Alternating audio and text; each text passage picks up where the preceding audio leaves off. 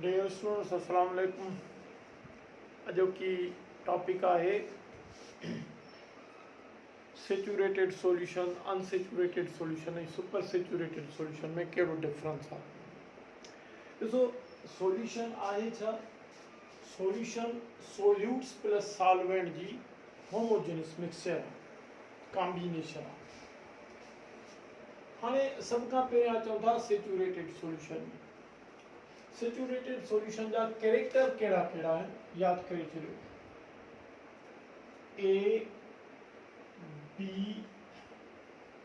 C जी सभई जा saturated solution जा कैरेक्टर आहिनि। कहिड़ा कहिड़ा कैरेक्टर आहिनि? Solution in which there is a reversibility between dissolved and undissolved phases of solute at dynamic equilibrium state। पहिरियों इहो। ॿियो जो कैरेक्टर कहिड़ो? solution in which rate of dissolution and rate of recrystallization are equal of solute। Solute जा rate of dissolution ऐं rate of अनडिसोल्यूशन जेके हूंदा, rate of recrystallisation of solute यानी कि साल्ट आर इक्वल।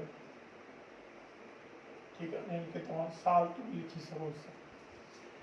टियों character, the solution in which ionic product of solute is equal to solubility product.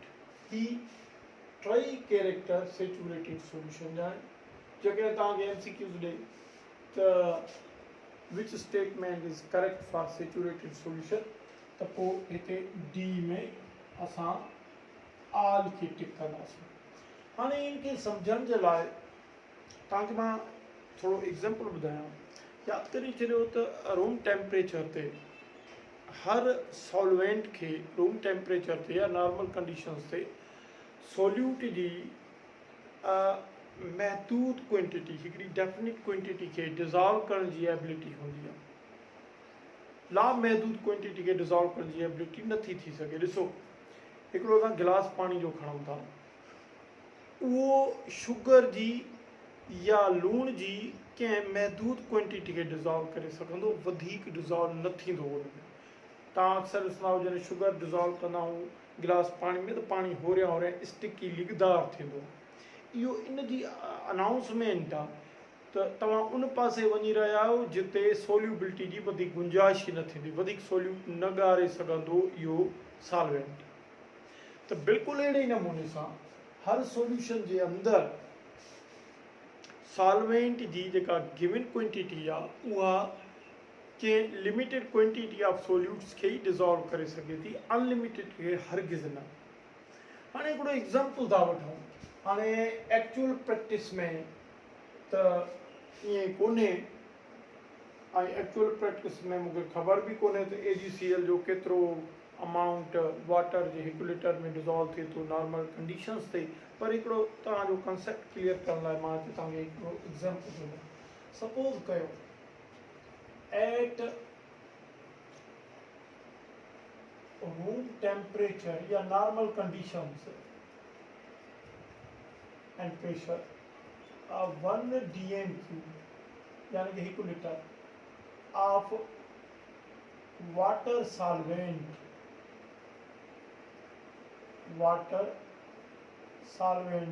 can dissolve only, suppose क्यों x grams, हाणे x grams के suppose कयूं था 60 grams of AgCl silver chloride salt. हाणे real practice में ईअं न आहे। रियल प्रैक्टिस मां इन खां लेस या मोर अमाउंट डिज़ॉल्व थी सघंदो हूंदो, पर छाकाणि त मूंखे ज़हन में नथो अचे केतिरो 1 लीटर पाणी जो नॉर्मल कंडीशंस में AgCl जो अमाउंट डिज़ॉल्व करे सघंदो। बहरहाल असां हुनखे हिकिड़ो हाइपोथेटिकल x या 60 ग्राम्स खयो आहे। ओके, हाणे सपोज कयो असां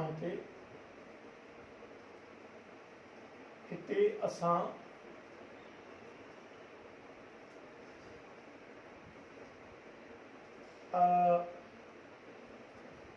हिन में हिकु DM क्यूब वाटर में असां 60 ग्राम्स AgCl जा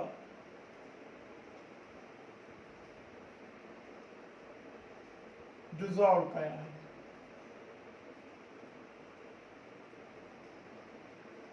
in 1 DM cube of water।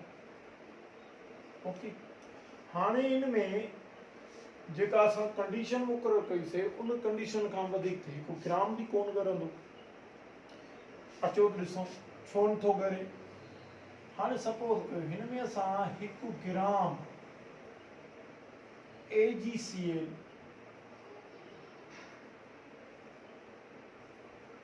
अनडिज़ॉल्व phase खां हिन खे डिज़ॉल्व कयूं था।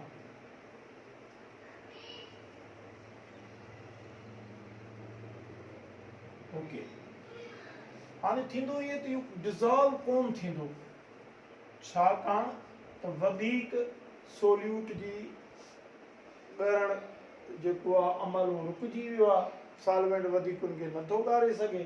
हाणे छा थींदो त जेतिरो ॻरंदो ओतिरो वापसि थींदो, यानी कि डिज़ॉल्व अनडिज़ॉल्व फेज़ खां डिज़ॉल्व में जेतिरो ईंदो अनडिज़ॉल्व फेज़ खां वापसि डिज़ॉल्व थींदो। नतीजे में छा थींदो? नतीजे में there is reversibility between dissolved and undissolved phases of the solute. ऐं तव्हांखे ख़बर आहे जॾहिं ॿ प्रोसेस हिक ॿिए जे इक्वल ऐं ऑपोजिट थी वञनि त पोइ इहा डायनामिक इक्विलिब्रियम स्टेट ते ईअं थींदो आहे। हाणे ही आहे रेट ऑफ डिज़ोल्यूशन, ही आहे रेट ऑफ रिक्रिस्टलाइजेशन। माना जेतिरो रेट ऑफ डिज़ोल्यूशन थो थिए ओतिरो रेट ऑफ रिक्रिस्टलाइजेशन थो थिए। ठीकु आहे। ऐं ही जेका टी डेफिनेशन आहे, अञा मां तव्हांखे सॉल्युबिलिटी प्रोडक्ट न पढ़ाई आहे, इन जे करे हीअ जो कैरेक्टर आहे पर इहो मां सम्झाईंदुसि अॻिते हली।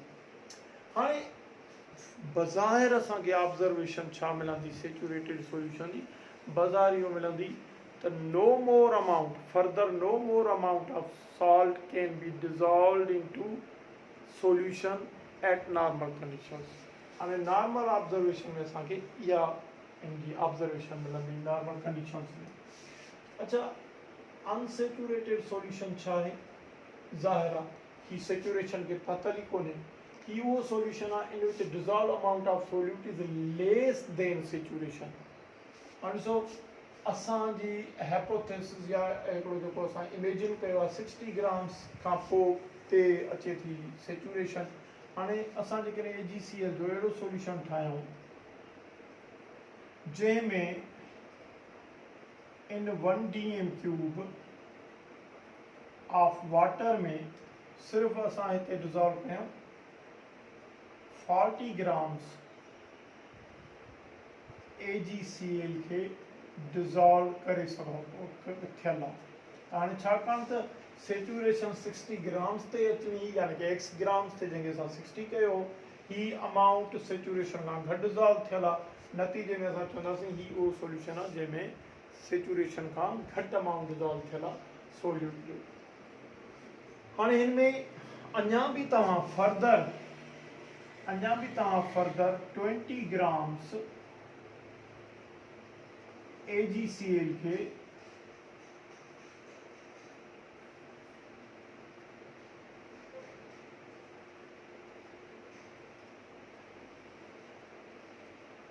अनडिज़ॉल्व खे अञा बि तव्हां हिते डिज़ॉल्व करे सघो था। तंहिंजी माना त rate of dissolution is greater than rate of recrystallisation. ठीकु आहे। ऐं टियों जो कैरेक्टर आहे कहिड़ो? टियों जो कैरेक्टर आहे अहिड़ो सॉल्यूशन जंहिंमें साल्ट जो आयनिक प्रोडक्ट सोल्युबिलिटी प्रोडक्ट खां घटि हुजे उनजी वैल्यू मैथमेटिकली। छाकाणि त सॉल्युबिलिटी प्रोडक्ट अञा मां न पढ़ाई आहे, उन करे तव्हांखे हाल फ़िलहाल ई मां नथो सम्झायां। अच्छा, हिन जी फिज़िकल ऑब्ज़र्वेशन छा निकिरंदी? फिज़िकल ऑब्ज़र्वेशन इहा निकिरंदी त जेकॾहिं सॉल्यूशन जे अंदरि तव्हां further amount of solute add बि कयो था त उहो डिज़ॉल्व थींदो रहे। माना डिज़ॉल्व थिए त इन जो मक़सदु आहे तो साल्ट या सोल्यूट पंहिंजी सेचुरेशन ताईं अञा नाहे पहुतो डिसोल्यूशन में। हाणे इन खां पोइ असां पढ़ंदासीं सुपर सेचुरेटेड सोल्यूशन छा आहे।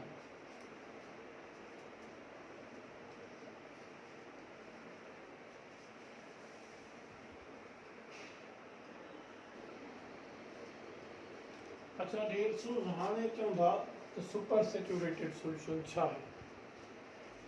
अॻ में सुपर सेचुरेटेड सोल्यूशन जा कैरेक्टर पढ़ूं।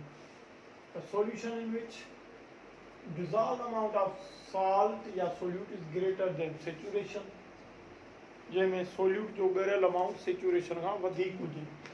The solution in which the rate of recrystallization is greater than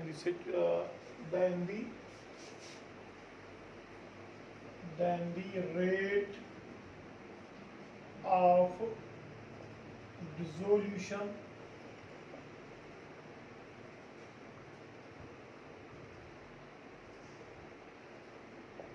of solute या salt, अहिड़ो सोल्यूशन जंहिंमें साल्ट जी रिक्रिस्टलाइजेशन जो रेट हुजे डिसोल्यूशन खां वधीक हुजे। The solution in which ionic product of salt is greater than its solubility product। ही टई कैरेक्टर सुपर सेचुरेटेड सोल्यूशन जा। सुपर सेचुरेटेड सोल्यूशन जो मक़सदु आहे तमामु घणो हाईली सेचुरेटेड जेको हुजे। यादि करे छॾियो त तव्हां सोचींदा हूंदव सर रूम टेम्परेचर ते त सेचुरेशन खां वधीक हिकिड़ो अमाउंट बि कोन था ॻारे सघूं, 1 ग्राम बि नथा ॻारे सघूं साल्ट जो, त पोइ सेचुरेशन खां वधीक अमाउंट कीअं थो डिज़ॉल्व करे सघिजे। ॾिसो असां जॾहिं हिकिड़ो सेचुरेटेड सोल्यूशन ठाहियूं था, सेचुरेटेड सोल्यूशन ठाहियूं था किथे एट रूम टेम्परेचर,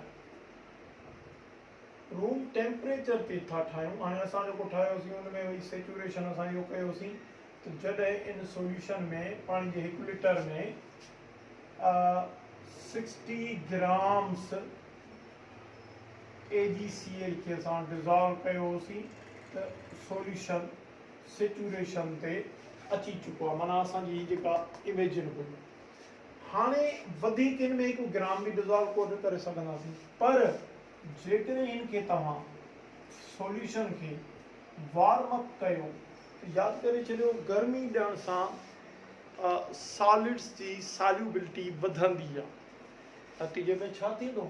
नतीजे में इहो थींदो त तव्हां पाणी जे 1 लीटर में 80 ग्राम्स, सपोज कयो 80 ग्राम्स था खणो AgCl जा डिज़ॉल्व करे विया आहियूं। छा में? इन 1 dm³ ऑफ वाटर में, इन 1 dm³ ऑफ वाटर में। जॾहिं त इन 1 dm³ ऑफ वाटर में असां रूम टेम्परेचर ते वधीक 1 ग्राम बि नथा करे सघूं, पर गरम करण सां असां वधीक 20 ग्राम्स डिज़ॉल्व करे वियासीं। त हाणे ही जेको सोल्यूशन आहे, हाणे ही सोल्यूशन सुपर सेचुरेटेड आहे, शुरू में न हुयो। सुपर सेचुरेटेड सोल्यूशन आहे।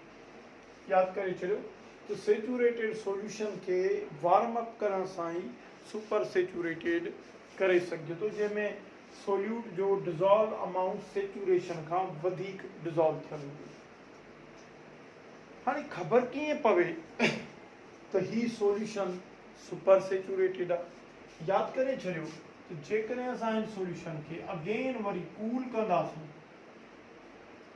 कूलिंग कंदासीं, त जेको सेचुरेशन खां मथे अमाउंट हुयो 20 ग्राम्स, जेको मथे अमाउंट हुयो AgCl जो डिज़ॉल्व, इहो कूलिंग करण सां वापसि हिते छा थींदो? अनडिज़ॉल्व थींदो। छा थींदो? अनडिज़ॉल्व थींदो, जंहिंखे असां चऊं था पिया इहो वापसि 20 ग्राम सां अनडिज़ॉल्व थिए थो, जंहिंखे असां चऊं था पिया रिक्रिस्टलाइज़